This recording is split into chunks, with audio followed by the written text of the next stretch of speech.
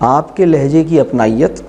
اور اپنے مدعا کے اظہار میں ایک مستقل فکر اگر آپ کی دامنگیر ہے، اور وہ مستقل فکر یہ ہے کہ جو بات میں اسے سمجھا رہا ہوں، میری بات کے وہ گوشے جو اس کی طبیعت پہ گراں گزریں گے، اس کو میں ایک ایسے مسیحا کے طور پر اس کے زخم پہ لگاؤں کہ اس کے مریض سے، زخمی سے محبت ہے اور زخم کے علاج کی تمنا بھی ہے، تو میں اس کو ایک مرہم کی طرح رکھ رہا ہوں. مرہم کے لگنے سے اس کی چیخ نکلے گی، لیکن میں اس کے ساتھ ایک درد مندی کا احساس بھی رکھوں گا. ہمارے اندر empathy for confused man, empathy for ignorant man, empathy for a different person, یعنی وہ انسان جو ہم سے مختلف ہے، جو ہماری سوچ سے مختلف ہے، چاہے وہ اختلاف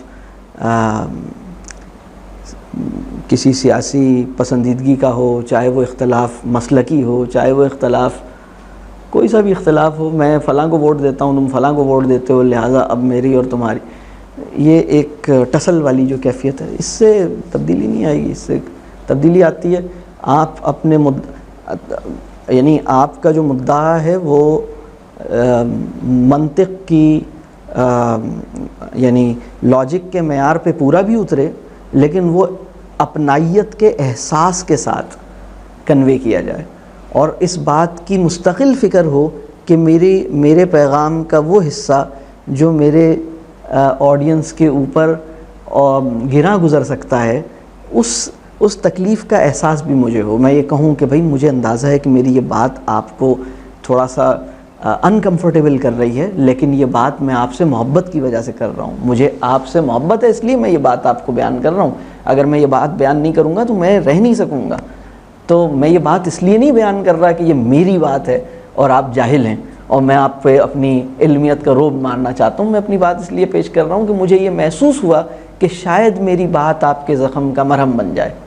شاید میری بات آپ کے آبلوں کا ایک کہہ لیجئے علاج بن جائے، شاید میری بات آپ کی تکلیف کی کہہ لیجئے اس کو آسان کر دے نا، اس کو ختم کر دے. یہ احساس جو ہے نا ہمارے اندر ہے نہیں. مطلب میرا یہ خیال ہے کہ ہماری اس وقت جو سوسائٹی میں، وہ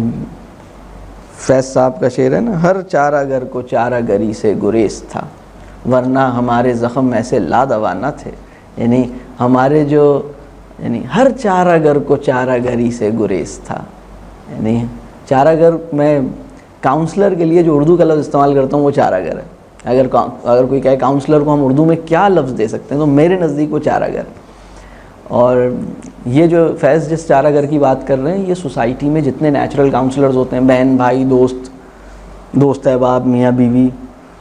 ٹیچر، اسٹوڈنٹ، یہ سب ایک دوسرے کے کاؤنسلر ہوتے ہیں، نیچرل کاؤنسلرز ہوتے ہیں. اگر بہن آپ کی بات سن لیتی ہے